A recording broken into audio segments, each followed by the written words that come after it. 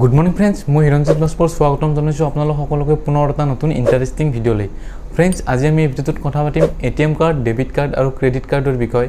কি এই তিনিখন কাৰ্ড আৰু কেনেকৈ এই তিনিখন কাৰ্ডে কাম কৰে, গোটেই সম্পূৰ্ণ ডিটেইলছ কথা পাতিম। চ' ভিডিঅ'টো আপোনালোকে শেষ নোহোৱালৈকে চাই থাকিব। চ' বলক পলম নকৰি ভিডিঅ'টো আৰম্ভ কৰক। প্ৰধানমন্ত্ৰী নৰেন্দ্ৰ মোদীৰ দ্বাৰা চলোৱা ডিজিটেল ইণ্ডিয়া অভিযান অনুসৰি ভাৰতবৰ্ষৰ প্ৰত্যেকখন গাঁও আৰু চহৰত বৰ্তমান টেকন'লজিৰ ব্যৱহাৰ বহু ভালদৰে হ'বলৈ ধৰিছে। বৰ্তমান সময়ত এনেকুৱা বহুতো এপ্লিকেশ্যন আহি গৈছে, যাৰ দ্বাৰা আমি ঘৰতে বহি ইলেক্ট্ৰিচিটি বিল, ৱাটাৰ বিল আৰু অনলাইন শ্বপিং কৰি অনলাইন বিল পে'মেণ্ট কৰাৰ সুবিধা পাওঁ। এই তিনিখন কাৰ্ডৰ নাম যেনেকৈ বেলেগ, ঠিক তেনেদৰে ইহঁতৰ কামো ভিন ভিন হয়। এই তিনিখন কাৰ্ডৰ মাজৰ পাৰ্থক্য জানিবলৈ ভিডিঅ'টো শেষলৈ চাই থাকক।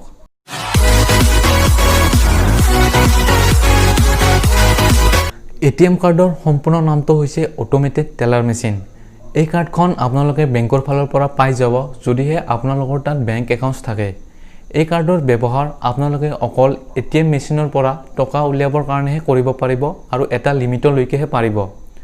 এই কাৰ্ডেৰে লেনদেন কৰিবলৈ বেংকৰ ফালৰ পৰা 4টা অংকৰ এটা পিন নম্বৰ দিয়ে, যাৰ দ্বাৰা সেই পিন নম্বৰটো ব্যৱহাৰ কৰি আপোনালোকে এটিএম মেচিনৰ পৰা নগদ ধন উলিয়াব পাৰে। নেক্সট 2 নম্বৰটো হৈছে ডেবিট কাৰ্ড। এটিএম কাৰ্ডৰ নিচিনা ডেবিট কাৰ্ডখনো আমাৰ ছেভিং একাউণ্টছৰ লগত লিংক হৈ থাকে।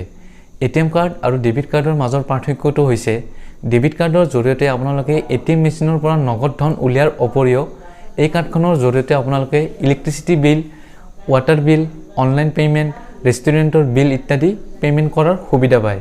আপোনালোকে এই কাৰ্ডখনৰ ব্যৱহাৰ তেতিয়াহে কৰিব পাৰিব যেতিয়া আপোনালোকৰ একাউণ্টছত টকা থাকিব। নেক্সট 3 নম্বৰটো হৈছে ক্ৰেডিট কাৰ্ড। ক্ৰেডিট মানে হৈছে ঋণ। ক্ৰেডিট কাৰ্ডৰ জৰিয়তে আপোনালোকে এটিএম মেচিনৰ পৰা টকা উলিয়াব পাৰে। বিশেষকৈ ব্যৱসায় বাণিজ্যৰ লগত জড়িত লোকসকলে ক্ৰেডিট কাৰ্ডৰ ব্যৱহাৰ কৰা দেখা যায় আৰু ইয়াৰ ব্যৱহাৰ বেছিভাগ লোনৰ অপশ্যন হিচাপে কৰা যায়। ক্ৰেডিট কাৰ্ডত বেংকে তেওঁলোকৰ ফালৰ পৰা এটা নিৰ্দিষ্ট পৰিমাণৰ ধন ধাৰ্য কৰি দিয়ে আৰু সেই ধাৰ্য কৰি দিয়া পৰিমাণৰ ভিতৰতে আপুনি খৰচ কৰিব পাৰিব। কিন্তু কিছু সময়ৰ পিছত বেংকক আপুনি সেই ধনখিনি ঘূৰাই দিব লাগে। যদিহে আপুনি বেংকে দিয়া সময়সীমাৰ ভিতৰত সেই ধনখিনি ঘূৰাই দিব নোৱাৰে, তেতিয়া বেংকে ক্ৰেডিট কাৰ্ডৰ ধনৰ ওপৰত সুদ ধাৰ্য কৰে আৰু পেনাল্টি চাৰ্জ কৰে। ক্ৰেডিট কাৰ্ডখন আপোনালোকে কেতিয়াবা ইমাৰ্জেঞ্চি সময়ত ব্যৱহাৰ কৰিব পাৰে। আশা কৰোঁ ভিডিঅ'টো চাই আপোনালোকে ভালদৰে বুজি পাইছে কোন কোন কাৰ্ডৰ কি ব্যৱহাৰ। ভিডিঅ'টো চাই কেনেকুৱা পালে নিশ্চয় কমেণ্ট কৰি জনাব। যদি ভিডিঅ'টো চাই ভাল লাগিছে প্লিজ লাইক আৰু শ্বেয়াৰ কৰিবলৈ নাপাহৰিব।